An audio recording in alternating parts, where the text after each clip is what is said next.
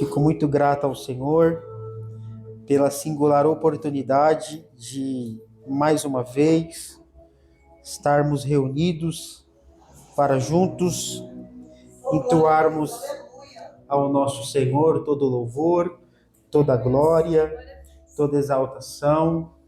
Nós cantamos por graça, pregamos por graça, cultuamos por graça, de maneira que nada é nosso, tudo é dele.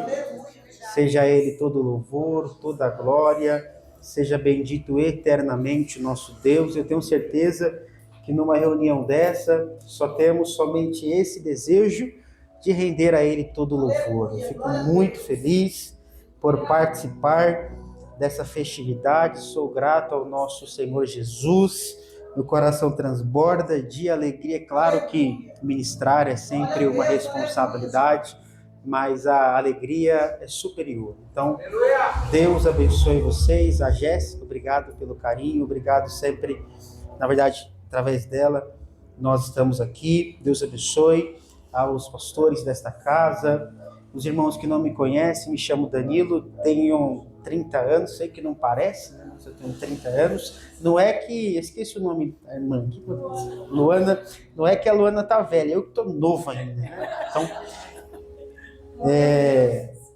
sou casado, 5 anos, nós estamos no mês 7, né? Então, 5 anos e 3 meses. Vou falar os dias para não envergonhar. 5 anos e 3 meses, a minha esposa está aqui comigo, sou do Belém, Assembleia de Deus, Ministério do Belém, setor 22. Meu pastor sabe que eu estou aqui, minha liderança sabe que eu estou aqui, a minha esposa está aqui comigo, então tem tudo para dar certo hoje, amém? Eu quero ministrar um texto que o Senhor Jesus colocou ao meu coração, e olhando a temática de vocês, analisando todo o conteúdo do livro de Oséias, Deus colocou em meu coração um sentimento. E eu quero seguir essa orientação, e os que trouxe, por gentileza, localize o livro ou a carta que o apóstolo Paulo escreve aos Filipenses. Você que trouxe o exemplar da palavra de Deus, localize a carta aos Filipenses, encontrando essa importante carta. Val importante, capítulo 3. Prometo que eu não irei cansá-los. Costumo dizer que as minhas mensagens são recado rápido e quente, mas aquece o coração da gente. Fique atento aí que tem algo de Deus para nós. Capítulo 3 da epístola que o apóstolo Paulo escreve aos Filipenses, versículo 20. Se você encontrou, diz um amém bem forte. Amém! Muito bem, o texto nos diz da seguinte maneira: pois a nossa pátria está nos céus, de onde também aguardamos o Salvador, o Senhor Jesus Cristo, o qual transformará o nosso corpo de humilhação para ser igual ao corpo da sua glória, segundo a eficácia do poder que ele tem de até subordinar a si todas as coisas. E você diz amém. Amém. Muito bem. Meus irmãos, o texto que vocês escolheram como base da festa é um texto que nos chama a uma urgência, nos chama a uma responsabilidade de literalmente vivermos o que pregamos. Em Oséias, Deus chama literalmente o profeta para viver o que Deus iria entregar a ele. E Oséias, ele é um profeta, e um profeta nada mais é do que uma manifestação da tristeza de Deus. Se você olhar todo o conteúdo bíblico, principalmente o canone profético do Antigo Testamento, todas as vezes que Deus chamava um profeta, era um sinal que o seu povo caiu. O profeta nada mais é do que a manifestação da tristeza de Deus pelo seu povo que está em queda. Quando nós olhamos essa mensagem, Deus falou ao meu coração a expressão de fidelidade. e o sentimento da nossa morada, da pátria. Quando nós olhamos essa frase aqui, nós percebemos que o nosso lugar não é aqui. Nós estamos caminhando, nós estamos em viagem. Deus colocou um tema em meu coração e eu quero ser fiel a esse tema. O tema poderia ser muito bem dito como a fidelidade de um peregrino, ou a conduta do peregrino. A carta que nós lemos, a carta aos Filipenses, é uma das cartas mais doces de Paulo. É uma das cartas mais lindas, mais belas, mais radiosa. É uma das cartas onde Paulo ele demonstra o seu coração. Muitas são as cartas que conhecemos a mente de Paulo, mas aos Filipenses Paulo revela o seu coração. Isso porque quando você olha o capítulo 4, versículo 4, o apóstolo Paulo vai dar uma ordem que é o tema central da carta aos Filipenses. Ele diz: alegrem-se, alegrai-vos sempre no Senhor. Outra vez vos digo, alegrem-se. Isso quando nós olhamos os 4 capítulos dessa carta, Paulo fala da alegria na primazia de Cristo no capítulo 1. A alegria na primazia em servir o seu semelhante no capítulo 2. A alegria em servir ao Senhor em rejeição aos falsos ensinos no capítulo 3. E a alegria em ofertar no capítulo 4. Essa carta aos Filipenses é uma carta que Paulo expõe a alegria. Dentro disso, a carta aos Filipenses é uma carta que é um remédio aos crentes amargos. Não sei se você conhece uns crentes amargos, os crentes azedo, que não tem uma palavra de alegria na boca, que a vida está tudo bem, mas não tem um sorriso para dar.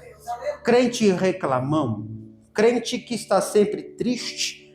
Essa carta é uma resposta, porque a ordem de Paulo é: sejam alegres. Alegrem-se. Danilo, você fala isso porque você não conhece a minha vida. Paulo não está dando um conselho. Paulo não está dando uma recomendação. A alegria na escrita de Paulo é uma ordem. A alegria para o cristão é um mandamento. Deus ordena a nós a vivermos uma vida de alegria. A alegria, segundo Paulo, não é só uma ordem. A alegria, segundo Paulo, é ultra circunstancial.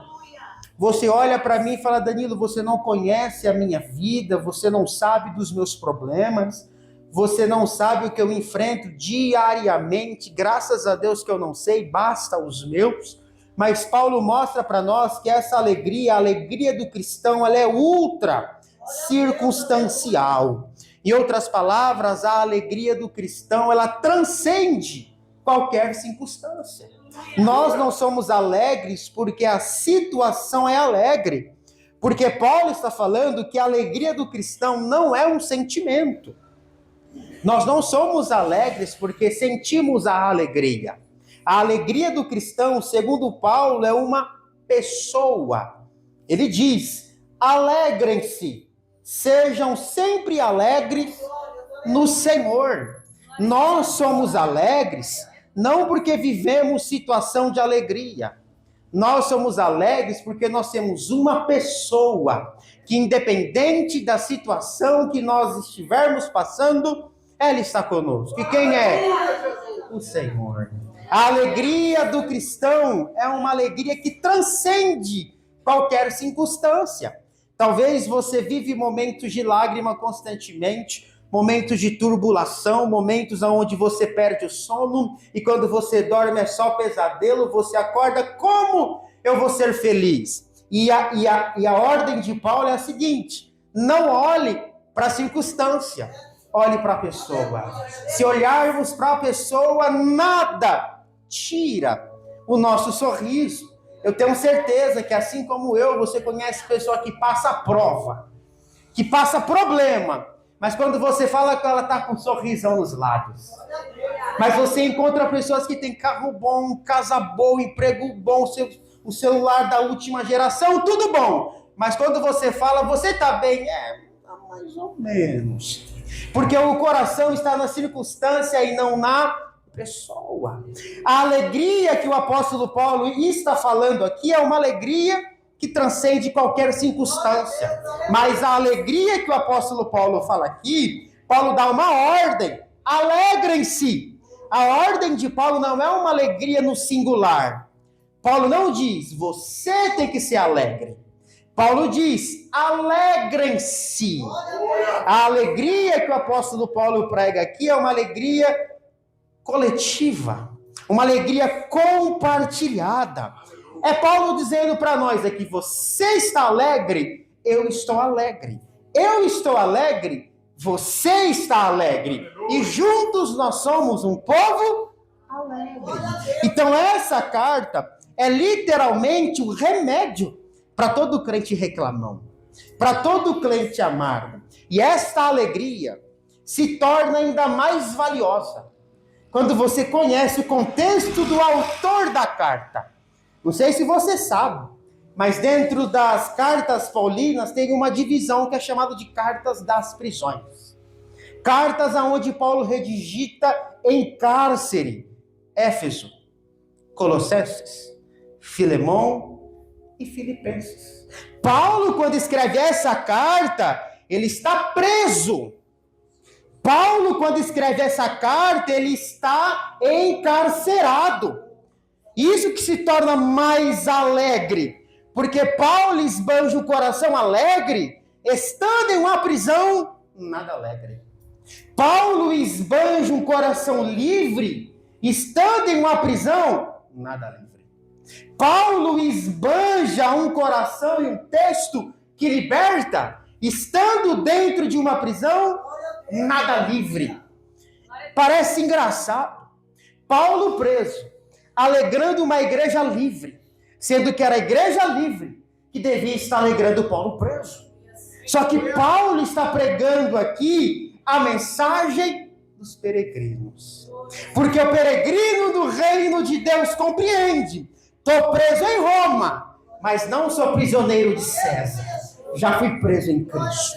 E quem está preso em Cristo compreende que o coração é livre, apesar da mão estar presa. A alma é livre, apesar dos pés estão presos. A voz é livre, apesar do corpo estar encarcerado.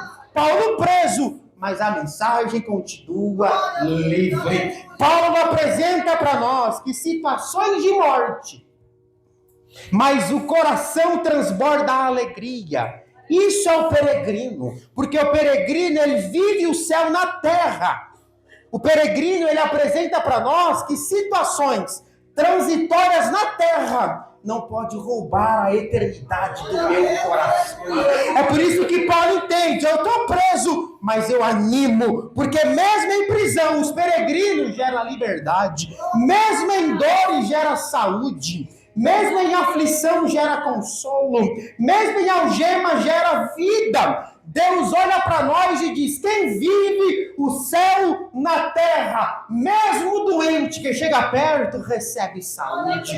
Mesmo passando por situações tristes, quando chega perto tem sempre uma palavra de consolo. Quem vive o céu na terra, compreende, o meu corpo se desgasta, mas quem chega em mim é renovado, recebe vida, recebe paz, porque os peregrinos compreendem que eu vivo o céu na terra. Lembra do segundo livro dos Reis, capítulo 13, verso 21. Eliseu morreu. Eliseu? Morreu. E na cova que Eliseu estava, veio um corpo morto. Veio um corpo morto com morto. Gera vida ou morte? Morte, sim ou não? Mas Eliseu quebra essa regra. Porque Eliseu está morto. Vem um corpo morto, toca nos ossos de Eliseu. E esse corpo morto que toca em Eliseu é vivificado. Como que isso acontece? Porque Eliseu me ensina. Meu corpo está morrendo, mas quem toca em mim, a vida de Deus transforma. A minha vida está passando por situações difíceis, mas quem toca em mim recebe saúde. Levanta a mão direita para o alto. Deus está dizendo para alguém: você sofre situações que ninguém sofre, para que as pessoas recebam o que só você consegue transmitir. Você carrega o céu, você carrega o nome do Deus do céu, a sua vida tem um significado. Você dorme e tem pesadelos, mas quando você acorda, Deus te leva a lugares que só o que você carrega libera. Nós, os jovens que estão em festa, estamos vivendo em um mundo de prostituição, mas o que Deus ainda requer de nós é uma vida pura, uma vida de santidade, uma vida que só quem vive o céu. Isso é Paulo preso. Paulo transmite uma alegria triunfante. Mas quando olhamos o capítulo 3, Paulo vai dar algumas advertências. Paulo vai falar sobre os inimigos do Evangelho, contra os amigos do Evangelho. Versículo 19 do capítulo 3. E versículo 20 ao 21 do capítulo 3. Paulo vai trabalhar a pátria. E aí eu pergunto, o que é ser um peregrino? O que vem a ser um peregrino? Peregrino nada mais é do que um viajante, sim ou não? Sim. Peregrino nada mais é de alguém que está numa longa jornada. Peregrino nada mais é alguém que está caminhando por lugares desconhecidos, mas sabe que tem uma pátria, sabe que tem uma casa, sabe que tem uma base. É um viajante. E todo viajante precisa de um passaporte, sim ou não? Sim. Todo viajante precisa de ter uma passagem, sim ou não? Sim. Todo viajante precisa receber um selo, uma carimbada no passaporte, sim ou não? Sim. Todo viajante tem um veículo. Todo viajante tem uma poltrona. Todo viajante tem um destino. E quando olhamos isso para nós, a gente entende que o nosso passaporte é Cristo. A nossa passagem é a cruz. O nosso selo, Efésios 1, é o Espírito Santo. O nosso veículo se chama igreja. E todo veículo, quando você pega um avião, tem uma poltrona com um número, e ninguém senta no seu número. Deus olha para nós e diz: nessa viagem para o céu, ninguém toma a sua poltrona, ninguém toma a sua cadeira. Eu acho lindo, a gente briga por púlpito, a gente briga por cargo, a gente briga por tudo na terra, mas a cadeira do céu ninguém briga para ninguém toma. Mas a cadeira do céu ninguém toma. Quantos aqui desejam ir para o céu ainda estão assentados? Peregrino é um viajante. Nós somos um peregrino. Mas quando olhamos a etimologia da expressão peregrinos, tem dois significados. Quantos? Dois. Em latim é agrum. Peregrino em latim é agrum, que significa através do campo. Mas peregrino em grego é paroikos, ou parepidemos. Paroikos é estrangeiro. Parepidemos é caminho temporário. Então, olhando essas definições, o peregrino é um estrangeiro caminhando temporariamente através de um campo, sem perder a identidade da pátria. Uma igreja que é peregrina reconhece, está numa jornada, mas tem uma origem, tem um caminho, tem uma identidade e tem um alvo. É fácil você saber. Quando vem alguém do norte, eu vou usar o norte que é mais fácil, vem lá da Bahia, do Nordeste. Quando vem para cá, você reconhece que ela é do norte pela forma de falar, sim ou não? Sim. Pela veste, pela cultura, pelo tom de fala, você reconhece, ela está aqui, mas ela não é daqui. Quando olhamos isso para nós, nós precisamos revelar a mesma essência. Nós não somos daqui. Nós estamos em passagem. Então, quando nós chegamos em algum ambiente, precisamos lembrar, ele está aqui, mas a fala dele não é daqui. A veste dele não é daqui. O que ele revela não é daqui. Eu posso ser mais direto aqui. O mundo, com sutilezas e doçuras, querem roubar de nós a identidade. Porque o diabo sabe, roubando a sua origem, ele rouba o seu destino. Roubando o seu caminho, ele te paralisa nessa terra. Roubando a sua identidade, você se mistura. E roubando o seu alvo, ele te derruba. Mas eu posso dar o que Deus colocou no meu coração? Quem ama a pátria de Deus, o Deus da pátria, te livra de tropeços. Levanta a mão direita para o alto. Deus está dizendo a alguém, pelo amor da pátria que você tem, laços vão vir, mas o livramento vem antes. A prova vai vir, mas o consolo vem antes. Deus está livrando alguém de buracos e ciladas de Satanás. Hoje você entrou aqui e Deus está dizendo a livramento para você, a paz para você, e Deus está indo na sua frente, porque é Ele que fecha a sepultura, Ele que quebra o arco, corta a lança, Ele que dissolve inimigos, e nós só confiamos no nome que carregamos. Será que alguém consegue levantar a mão e adorar a este Deus do livramento? Deus é o Deus do livramento. Nós somos peregrinos. Diga, nós somos peregrinos. Só que no meio da caminhada, juventude, há crentes que deixam de ser peregrinos e passam a ser turistas. Danilo, eu não entendi. O que é um turista?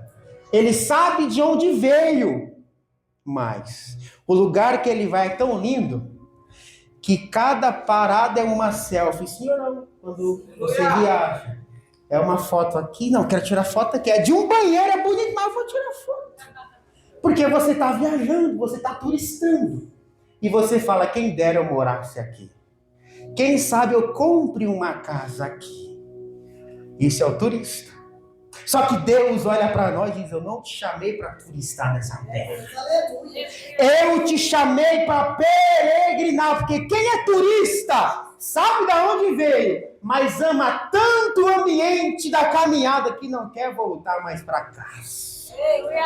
Sabe que é o crente turista? Não é aquele que vem no congresso e só vem no outro congresso. Não é isso que eu estou falando. Eu sei que tem, mas não é isso. Estou falando de crentes que amam a terra. Porque a terra é linda, sim ou não? A terra é prazerosa, sim ou não? Mas a terra é prostituta. É Deus, aleluia! A terra é doce ao paladar, mas ela é lama aos corpos. Lembra daquelas bolotas de porcos em Lucas 15 que aquele jovem desejou comer? Se você for em Jerusalém hoje, eles vendem, comercializam. Porque essas bolotas de porcos têm um gostinho de chocolate. É doce, sim ou não? Mas a origem é lama. Tem coisas que o diabo te dá, que é doce quando você come. Que é prazeroso quando você come, mas mal você sabe que você está se sujando. Lá no céu e Keol. É uma amizade doce, mas está te sujando. É um trabalho doce, mas está te sujando. É um vídeo doce, mas está te sujando. São bolotas de porcos. A igreja não vive de bolotas. A igreja vive de pérolas. Vive do que é do reino de Deus. Hoje Deus. Os peregrinos, os turistas amam a terra. Não só amam, mas se amodelam com o mundo.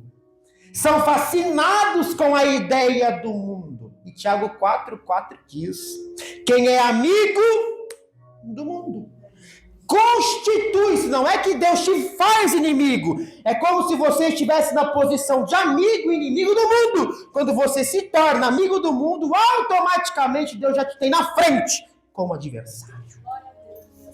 Eu quero ver quem subsiste diante de Deus como inimigo. E Deus olha para nós de modo tão simples para dizer a alguém, Deus não te chamou para turistar aqui. Conquiste aqui. Trabalhe aqui. Mas reconheça que tudo é transitório. Tudo é passageiro. A glória é eterna. Nós vamos para lá e lá são moradas eternas. Só que tem outro problema, pergunte qual? De peregrino a turista. Só que tem uns que vai mais longe, de peregrinos a perdidos. Porque o turista, ele sabe de onde veio, sabe de onde está e não quer mais voltar. O perdido é um problema, porque ele sabe de onde veio, mas ele ama tanto o lugar que está, que esquece de onde veio, perde o caminho de volta, e o final é incerto. Se eu estou perdido, para quem eu der a mão me guia. O crente perdido olha para este mundo e pensa, não sei porque eu estou aqui, não sei de onde eu vim, não sei para onde eu vou. E se você entrou aqui como perdido, diz Deus a você, você veio do céu. O seu caminho é o céu. E o seu destino é o céu. Danilo, o que eu deixo aqui? Pegadas. Diga para o seu irmão do lado, deixe as suas pegadas. Aqui na terra, o que marcam são só pegadas. Pegadas que revelam Cristo. Pegadas que revelam a identidade do céu. Pegadas que revelam o Espírito Santo. Pegadas que revelam o poder de Deus. Eu te pergunto, por onde você pisa? Qual é a marca que você deixa? Tem um escritor, Raimundo de Oliveira, da CPAD, do Belém que eu sou. Ele tem uma frase, ele diz assim, a igreja lê 4 evangelhos. O mundo lê 5 evangelhos. A igreja lê Mateus, Marcos, Lucas e João. O mundo lê Mateus, Marcos, Lucas, João e o Danilo. Normalmente o mundo não vai ler nem Mateus, nem Marcos, nem Lucas e nem João, mas vai ler o Danilo. Pergunte para sua mente qual é o evangelho que eu deixo. Qual que são as marcas que me olham? Se nós somos peregrinos, a cada pegada é Cristo comigo. Cada pegada é o céu revelado. Cada pegada é o poder do Espírito que se manifesta. Cada pegada é a cruz do Evangelho. Cada pegada é a santidade. As nossas pegadas revelam o quê? Pense comigo naquela reunião de domingo que teve hoje. Naquela macarronada, naquele churrasco, naquele prato cheio. Quando você bate o pé no portão, as pessoas olham e falam, glória a Deus, chegou o crente. Ou quando você pisa no portão, as pessoas falam, meu Deus, chegou o crente. Qual é a reação que você gera na sua família? Qual que é a reação que provoca quando as pessoas ouvem o seu nome? Porque quando ouve o nome do Filho de Deus, tem que gerar alegria. Hoje, levanta a mão direita para o alto. Deus está dizendo ao meu coração, você é um peregrino nessa terra. Deus, ele só não derruba o gigante para Davi vencer. Deus livra você de ser um gigante e pedindo-os Davi de vencer. Lá o céu e quer. O problema não é você, é o caminho que você toma. Mas hoje é noite de endireitamento. Hoje a gente vai colocar na rota. O problema não é o seu nome, não é a sua vida, é o seu caminho. O peregrino tem uma conduta. O peregrino revela a santidade de Deus. Quando nós olhamos a igreja sendo peregrina, nós precisamos compreender que a igreja tem a identidade da pátria.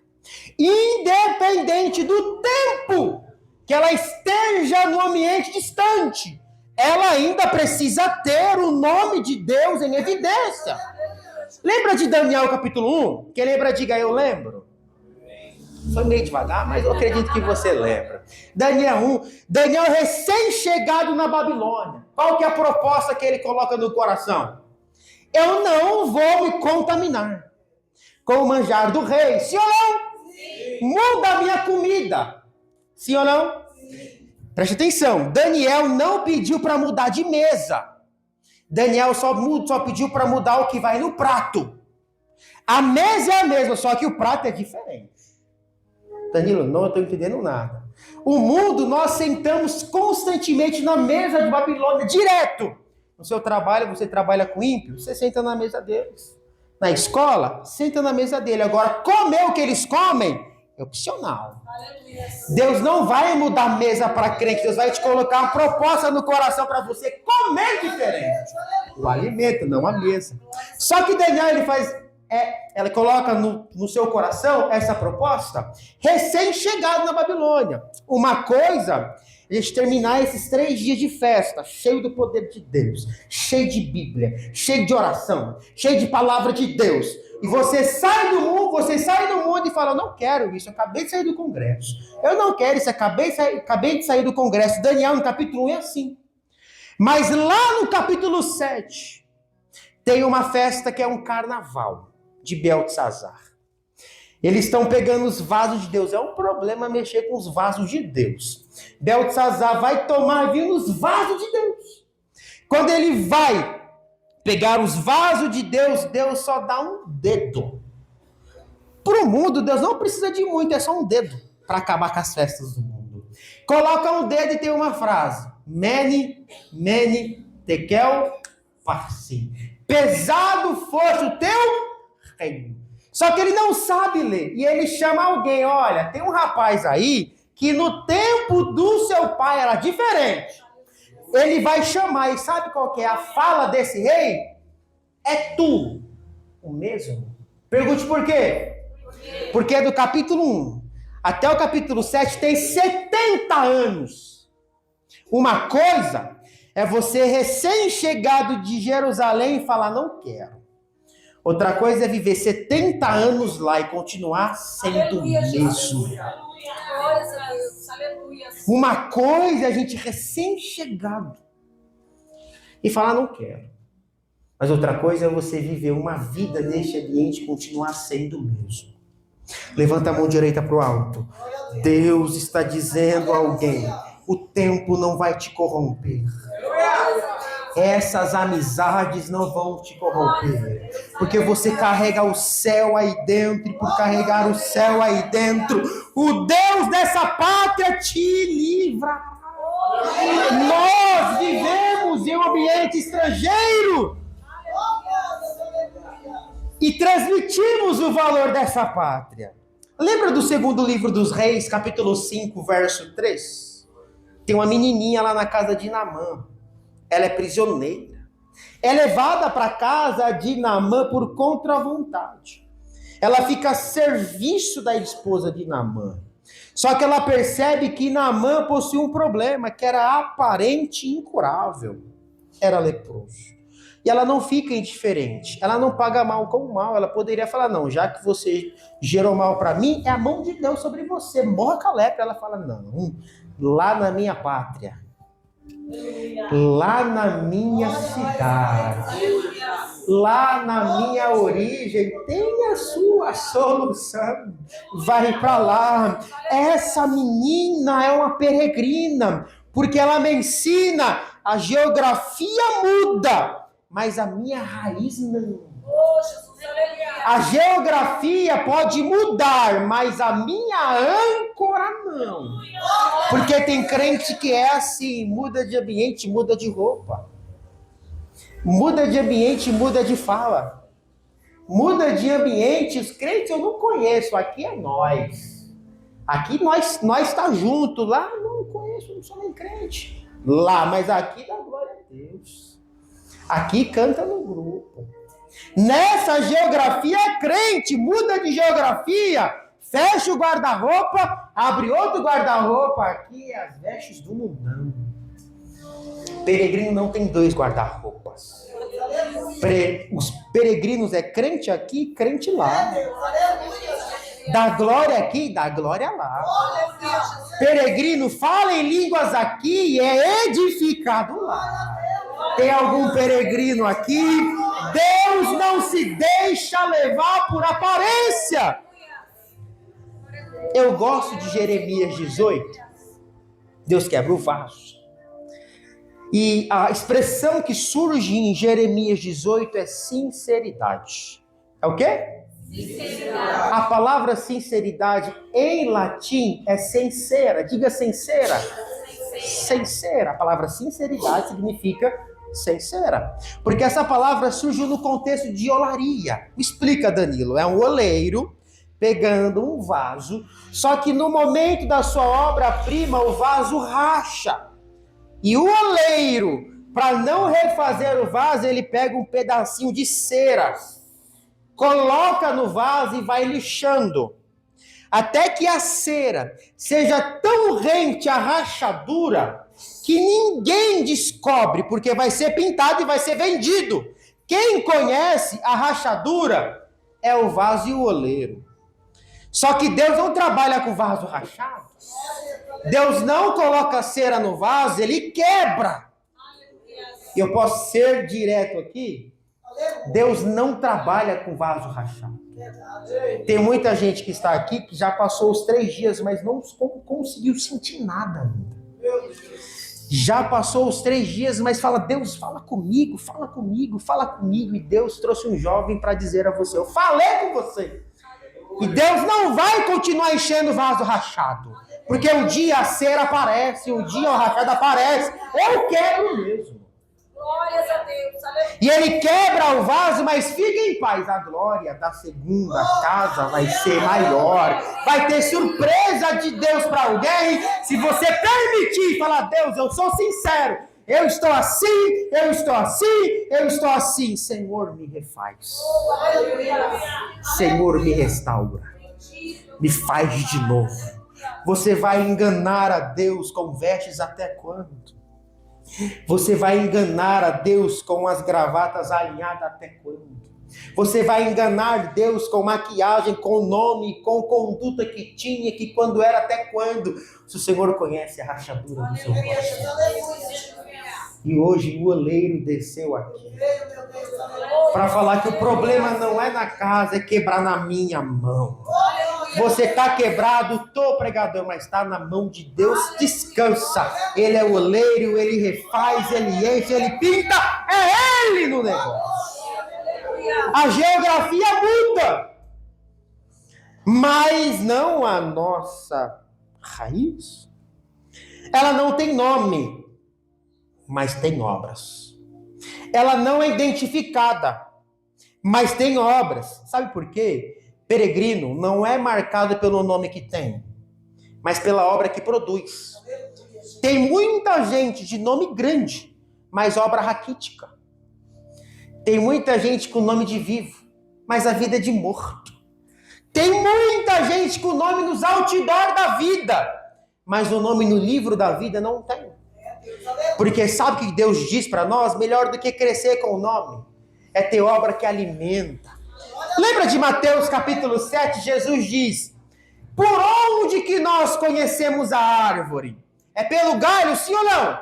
Sim. Sim ou não? Sim. Não. É pela raiz, sim ou não? É pelas folhas, sim ou não? Mas pelos frutos.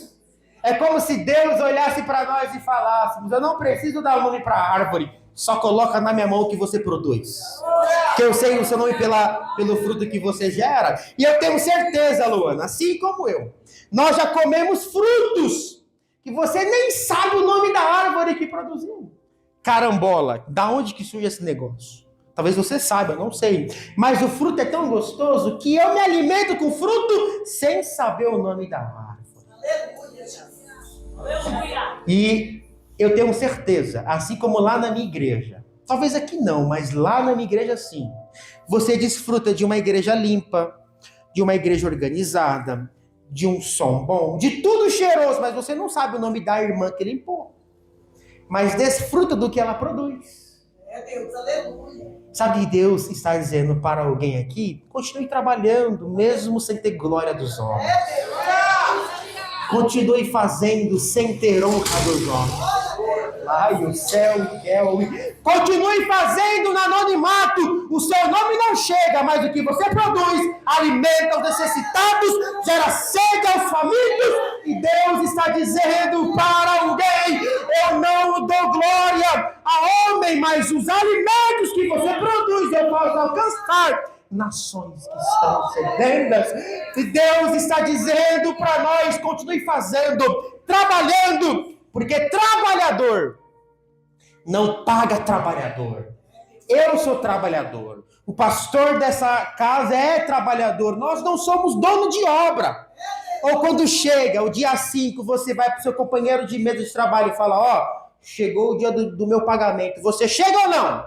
Mas espera do patrão o pagamento, sim ou não? Eu não pago você, porque eu não sou dono da obra. Mas o patrão, ele está com a canetinha marcando os honorários. Continua fazendo hora extra, que o pagamento lá em cima vai ser uma coroa recheada. Continue fazendo, continue trabalhando, continue ofertando, sem gritar aos homens, porque Deus é quem paga o salário. Levanta a mão direita para o alto. Deus está dizendo para alguém aqui: eu reconheço as suas obras, eu sei o seu trabalho. Ninguém vê, mas as orações de madrugada ainda dá livramento pela manhã. O seu nome ainda chega no alto. E o diabo treme quando você coloca o joelho no chão. Não tem nome, não busque nome. Busque a obra, busque a obra. Porque tem pessoas que pela grandeza perde a pureza. Quem lembra do sal aqui? Jesus, ele vai dar um dos maiores testemunhos da igreja. Sermos sal. Quando você olha o sal, qual que é a primeira qualidade do sal? Alguém consegue me ajudar aqui? A sua? Falaram aqui, perto de mim. Cor. Que cor que é o sal? E branco na Bíblia é santidade, pureza. Mas se você for igual o pastor José, que ama churrasco, que ama assar aquela picanha, né, pastor?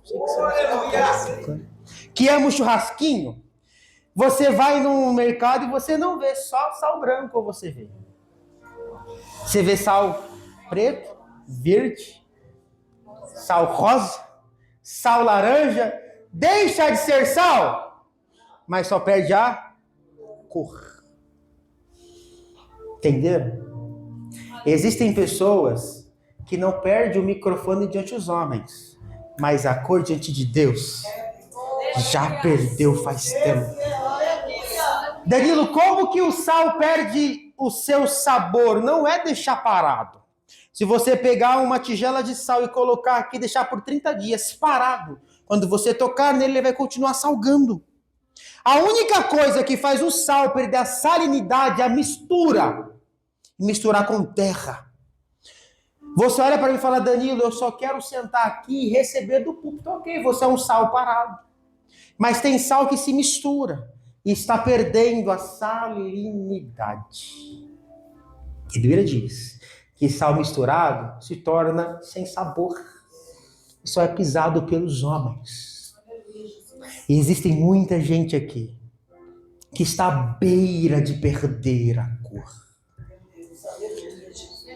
Microfone te dá honra entre os homens. Cantar te dá honra entre os homens. Pregar te dá honra entre os homens. E claro, o texto não fala dessa forma, mas usualmente você pode olhar e falar para Deus: Deus, mas eu salguei, eu preguei no seu nome. Deus, eu salguei, eu cantei no seu nome. Deus, eu salguei, eu fiz milagre no seu nome. Mas Deus olha para nós e fala assim: mas o seu nome eu não conheço. Você fez o meu nome ser conhecido, mas lá em cima o seu nome não passou na minha caneta. Levanta a mão direita para o alto. Deus está dizendo para alguém: não almeje a grandeza se for perder a pureza. Perca o microfone, jovens, perca a amizade perca like, perca curtida, perca prêmios, perca glamour, mas não perca a cor diante dele. A cor da santidade. O peregrino é alguém que revela a cor de Deus. Mas eu posso começar agora o texto, sim ou não? Qual que é a conduta de um peregrino? Eu falei de muitas coisas aqui que é prática para nós. Mas a Bíblia trabalha para nós condutas que devemos guardar. Uma igreja que é peregrina. Uma igreja que vive a mensagem de Deus. Uma igreja que transmite Deus na vida precisa conservar uma palavra. Pergunte qual? Arrependimento. Uma igreja peregrina é uma igreja arrependida. O céu não é para perfeitos. O céu não é para bonzinhos. O céu é para arrependidos. Redimidos. Mas o arrependimento genuíno é complicado. Pergunte por quê? Porque a expressão arrependimento no grego é metanoia. E metanoia não é só mudança de fala. É mudança de mente. Mudança de prática. Mudança de coração. E o arrependimento produz santidade. E santidade, escute-me bem. Santidade não é mudança de geografia. Não é mudança de veste. Porque imagine uma guerra. Eu sou jovem, diga amém. Eu sou jovem. Imagine uma guerra, você vivendo. Todos os prazeres dessa terra estão à mercê da gente com facilidade. Imagina você viver uma guerra dizendo, poxa, eu quero beber, mas eu não posso. Isso é certo ou não? Eu quero fumar, mas eu não posso. Eu quero ir para as adegas da vida, mas eu não posso. Eu quero ter várias mulheres, mas eu não posso. Imagine um jovem, um obreiro, um irmão, vendo 30 anos. Eu quero, mas eu não posso. Eu quero, mas eu não posso. Uma hora essa guerra tem que ser vencida. Santidade não é querer e não poder. Santidade não é eu quero, mas eu não posso. Sabe o que é santidade? Eu posso, mas eu não quero. Santidade é isso. Santidade não é amordaça nas mãos. Santidade é liberdade. Para você escolher o que Deus é agradável. Santidade é você olhar, eu posso beber, eu posso fumar, eu posso num domingo como esse ir para as adegas, eu posso, mas eu não quero, porque eu escolhi a boa parte, eu escolhi o culto, eu escolhi adorar o Deus. Santidade, sabe o que é ser santo? Pergunte o quê? Ter nojo. Santidade é ter nojo. Só consegue ser santo quem muda o coração. E o coração, poeticamente falando, é a sede dos sentimentos. Poeticamente falando. Se nós temos o coração de Deus e o coração é a sede de sentimentos, é normal eu dizer que ser santo é sentir o que Deus sente. É amar o que Deus ama, sim ou não? Sim. É querer o que Deus quer, mas odiar o que Deus odeia. É ter nojo do que Deus se enoja. E eu posso ser mais direto aqui. Deus está dizendo para nós algumas coisas que você pratica. Deus vai colocar ânsia de vômito no seu coração. Você vai começar a desejar a santidade, porque hoje Deus muda o seu coração, Deus muda a sua mente, Deus muda o que você pensa, o que você fala, o que você faz, porque um coração que ama a Deus é um coração que deseja e rejeita. Deus rejeita, Deus ama ser santo. Quem aqui quer ser santo? Então não se espante se algumas coisas mudarem. Não se espante se algumas coisas saírem do seu controle. Não se espante lá, eu sinto Deus aqui para dizer isso. Não se espante, a pessoa era tão próxima de você, e de uma noite para o dia ela não te manda mensagem, ela não te liga, ela não fala nada, eu vou usar um termo bem pentecostal aqui, é Deus passando a vassoura nas amizades. É Deus retirando do seu caminho que não é para estar. É Deus mudando o seu rol de amizades. Não se preocupe se houver algumas intrigas. É Deus tirando pessoas. Não se preocupe se algumas pessoas saindo. É Deus retirando, porque você é diferente. Nós somos peregrinos no reino de Deus. Precisamos ter uma vida cheia. Colossenses 3, verso 1 a 3, Paulo diz, quem é santo? Numa linguagem nossa, né? Pense nas coisas do alto. Se você pensa nas coisas do alto, automaticamente você busca as coisas do alto. Quando você busca as coisas do alto, você pensa. E quando você pensa, você busca. Porque a porta de entrada para o céu se chama arrependimento. A porta para o arrebatamento se chama arrependimento. O céu é arrependimento. E a glória de Deus tem que gerar arrependimento. Lembra de Isaías capítulo 6? Eu tenho 20 minutos ainda mais ou menos. Lembra de Isaías capítulo 6? Isaías capítulo 6, ele vai ver... Gente, pensa comigo. Ele tem uma visão. Vê o céu aberto. Vê serpentes de fogo, com 6 asas. Que negócio doido é esse? 2 no rosto, 2 nos pés, e com 2 voavam. E ele ouvia e entendia, não sei como, a linguagem dos anjos, dizendo, santo, santo, santo, é o Senhor dos exércitos. Imagina essa visão. E ele vê toda essa glória. Se você estivesse lá, qual que é a primeira palavra que você falava? Eu falaria, glória a Deus. Inventava uma língua estranha lá e estava tudo bem, sim ou não? Mas o que Isaías faz? Ai de mim. Porque ele entende que o trono de Deus é um espelho, que ao mesmo tempo que revela a beleza da santidade de Deus, revela a feiura da minha pecaminosidade. Eu preciso gritar, ai de mim.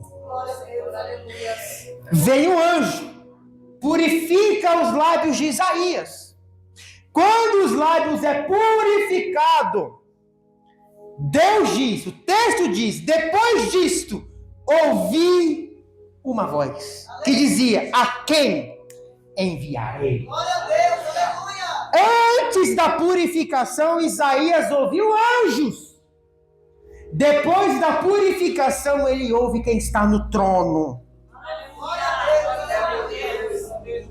Depois da purificação, você vai começar a ouvir coisas que você nunca ouviu.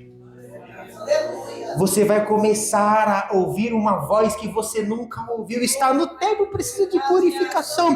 Depois da purificação, você vai começar a ouvir Deus, porque o céu é de quem crê que Jesus morreu para trazer a nós uma vida de santidade. Então a primeira coisa que a gente precisa guardar é uma vida de arrependimento. A segunda coisa que o peregrino precisa guardar é a alegria do arrebatamento. Será que você ainda é alegre por ouvir uma simples fala? Jesus vai voltar. Será que isso ainda te alegra o coração? Ou isso para você é indiferente? Será que isso ainda te traz uma alegria? Jesus vai voltar. Isso ainda alegra o nosso coração? Lembra do Salmo 121, verso 2? O salmista declara, alegrei-me quando me disseram, vamos à casa do Senhor. Esse salmo é um dos salmos chamado de classe de peregrinação, ou um salmo de romagem, ou salmo de romaria, do Salmo 121 até o Salmo 134. São salmos festivos de caminhada. Basicamente, quando estava no período festivo em Jerusalém, no raio de 30 quilômetros, onde os judeus morassem, eles deveriam ir até a casa do Senhor, uma cidade, cantar, adorar entregar ofertas. É dentro desses salmos que eles cantam: eu olho para os montes, mas de onde me virá o socorro? Ele vem do Senhor, que vem do céu, que fez os céus e a terra. Ele fala esses salmos porque ele tem tesouro. Gente, uma coisa que judeus faz é não vir para o culto sem oferta. Judeu, todo culto que ele vai, ele traz alguma oferta por Deus do culto. E era ouro, era bezerro, era animais, era prata, e era bronze. E atrás desses montes havia ladrões que roubavam as ofertas. É por isso que eles falam: eu olho para o monte, no monte tem ladrão, no monte tem salteador, mas eu não temo o monte, porque o meu socorro está acima do monte. Está quem fez os céus e a terra. É Deus olhando para nós e dizendo: se você vem para o culto com oferta para o culto, fica em paz. Os ladrões de culto não vão roubar a sua oferta. Você vai entregar ao Deus a sua oferta. E um dos salmos me alegrei quando me disseram: vamos à casa do Senhor. A gente usa esse texto para motivar os crentes a vir para a igreja. Não tem problema nenhum você usar isso. Mas os salmos é mais longe. Porque a casa do Senhor não é uma igreja. É uma cidade. Diga cidade. Jerusalém. E lá em Apocalipse 22 tem uma nova Jerusalém. Esse texto aqui não é só sobre vir para o culto, mas é sobre aguardar uma nova morada. O salmista está falando: eu nem fui para lá, mas só de ouvir que eu vou, meu coração já está alegre. Será que a alegria do arrebatamento ainda permeia os corações? Eu vou mostrar um texto, eu vou parar aqui. Eu vou mostrar um texto. E o porquê que devemos ser alegres. Coloca aí Apocalipse 21, verso 4. É um texto que deve gerar em nós alegria. Se você entender, você não me deixa só, não. Você promete que você vai dar uma glória a Deus? O texto diz para nós o motivo de sermos alegres pelo céu. E Deus limpará dos olhos toda lágrima. Lá não haverá mais morte, nem pranto, nem clamor, nem ranger, porque todas estas coisas são passado. Devemos adorar ao Deus que nos busca, porque lá não há choro, lá não há morte, lá não há pranto, lá não há luto, lá não há nada. Lá só haverá a luz de Deus, o Deus em nós, haverá graça, louvor e adoração. Tudo que você vive aqui é passado. Esse odor do pecado que você sente é passado.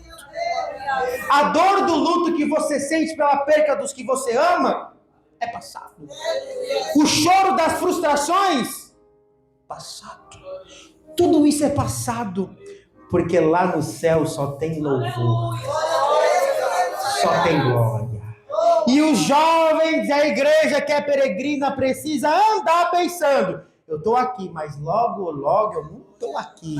Vocês têm uma alegria passageira, um sofrimento eterno. Nosso sofrimento é passageiro, mas uma alegria que é eterna. Será que tem crente ainda que consegue dizer: Jesus aqui é uma igreja que aguarda, uma igreja que te espera, uma igreja que ama o Senhor? Agora, por que nós vamos? Um outro ponto que a igreja precisa guardar é a bendita esperança. Arrependimento, alegria do arrebatamento e a bendita esperança. João 14, verso 1, 13, o texto diz: não se turbe o vosso coração. Credes em Deus. Credes também em mim. Na casa de meu pai há muitas moradas. Ele não está construindo casa nenhuma, já está pronto. Ele diz: já tem casa lá. Mas mesmo se não tivesse, eu subia, preparava, para que onde eu estiver, vós estejais também. Sabe o que Deus está dizendo aqui? Não se preocupem. Não se desesperam. Eu garanto. Sabe por quê? Eu creio no arrebatamento. Não porque as pestes crescem, não porque as doenças crescem, não porque guerras crescem, não porque catástrofe cresce. Tudo isso é sinal, mas a garantia que ele vem, pergunte qual é. Ele disse, já basta. Ele disse, eu vou voltar. A palavra dele é a confirmação. E ele diz, a casa é do Pai. Diga, a casa do Pai.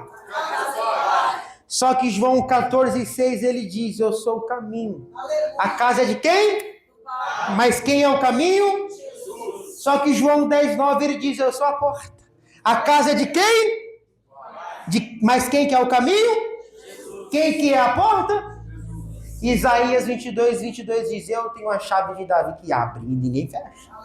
E fecha e ninguém abre. A casa é de quem?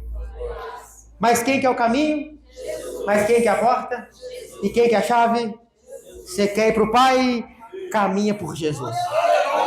Entra por Jesus. Conquiste por Jesus. Uma igreja que é peregrina anda por Cristo e alcança por Cristo. Não deixe o mundo roubar a sua esperança. Não deixe o mundo roubar a esperança. E uma igreja que vive a peregrinação, uma igreja que ama a verdade. Nunca vivemos um tempo onde nós estamos vivendo uma relativização de verdades. E se eu fosse listar algumas coisas aqui que o mundo prega, as polarizações de ideias, a turbalidade de pensamentos, a dubiedade de raciocínios, gera confusão. Se eu fosse listar algumas aqui, apologia ao aborto, ideologia de gênero, a unificação de banheiros unissex, a legalização de drogas, a descriminalização de prostituição, a criminalização da liberdade de expressão, em especial o evangelho. Tudo isso para o mundo é normal, é comum. Se o mundo grita apologia ao aborto, a Bíblia diz que Deus vê vida no feto. Se o mundo prega ideologia de gênero, a Bíblia diz que Deus criou dois, homem e mulher. Uma igreja doutrinada não abre mão dos seus princípios. Se o mundo diz homem com homem, mulher com mulher é família, a Bíblia diz que Deus não abre mão do padrão, é homem e mulher, mulher e homem. Uma igreja que ama o céu é uma igreja que não se vende por benefícios. Uma igreja que não é comprada. Uma igreja que não age por circunstâncias. Um rei agiu por circunstâncias. 1 Samuel 13. Saul é rejeitado. Samuel demorou, segundo ele. E o povo pressionou. E o texto diz que pela pressão da circunstância, sacrifiquei. Mas quem é peregrino não age por circunstância. Age por propósito. Age por firmeza do céu. Parei agora. Deus está nos convidando nesta noite a criar um relacionamento com Deus firme. Deus não firmou essa juventude em geleia. Deus te firmou em uma rocha. Deus firmou vocês em uma rocha que logo logo se torna uma grande pedra, Daniel 9. E essa rocha, Deus está dizendo para nós, vou usar vocês. Quem está com essa camisa Oséias 1? Eu vou usar vocês como Oséias dessa geração. E Oséias dessa geração não vai para palácio. Oséias dessa geração não prega em sede. Oséias dessa geração não prega em conferência. Oséias dessa geração vai para a prostituição e prega o evangelho. O Oséias dessa geração enxerga no mundo o púlpito do evangelho. Só quem está com essa camisa, levanta a mão e vocês continuam tocando. Deus está dizendo a vocês hoje eu levanto vocês como uma voz profética. Eu levanto vocês como atalaia dessa geração. Eu levanto vocês como baluarte da verdade. Eu levanto vocês como mulheres de oração, como mulheres de círculo de oração, como ministros do evangelho, Quando você tocar isso aqui, não vai ser só nota para chegar aos ouvidos, mas vai ser louvor que agrada ao Senhor. Quando vocês cantarem, não vai ser só para agradar ouvidos, mas é reconhecer que eu canto, cadeias caem, que eu prego, demônios se manifestam, que eu toco, o Saul é acalmado, porque a partir de hoje, Deus desce nessa casa com unção, Deus desce nessa casa com fervor, Deus desce nessa casa e diz: eu entrego o ministério para quem quer. Eu entrego o ministério para quem quer. Fique de pé comigo. Deus está entregando o ministério a quem quer. Lá e o céu e Kelly, faz quanto tempo que você não fala em línguas? Faz quanto tempo que você não sente alegria de cultuar? Faz quanto tempo que você não busca mais o Senhor? E hoje Ele te trouxe aqui para entrar no seu coração. Lá e o céu e Kelly, sui abanduia aqui andorai. Fecha os olhos, eu quero fazer uma oração. Fecha os olhos. Senhor, lá eu sui abanduia que andoraia. Pai, o Senhor desceu nesta casa, encontrou corações enrijecidos e hoje o Senhor está trocando. O Senhor encontrou pessoas vivendo de máscara, mas hoje o Senhor rompeu toda hipocrisia. O Senhor encontrou corações, ó Deus, disponíveis para a obra. Não conte com a nossa capacidade, porque não temos. Nós não temos faculdade, não temos nome, não temos nem condição. Mas temos um coração disponível para a sua obra. Desça nessa casa confirmando chamadas. Oraram pedindo: Senhor, é isso que eu quero. O Senhor está dizendo: continua. Vai para a obra, vai para cima, pois o campo já está branco e as almas estão padecendo de trigo e de pão. Usa-nos, Senhor, nesta última hora. O Senhor não conta com nome grande, com voz de locutor, nada disso. Deus só conta com disponibilidade. Dai-nos coragem, Senhor. Dê graça ao pastor dessa casa, a liderança da juventude, anima na sua obra, levanta-nos nesta hora, receba a nossa adoração. É isso que eu te peço. Uma igreja levanta a mão direita e fala assim: Senhor, eu recebo a palavra e o Senhor assume a minha vida. Diga glória a Deus.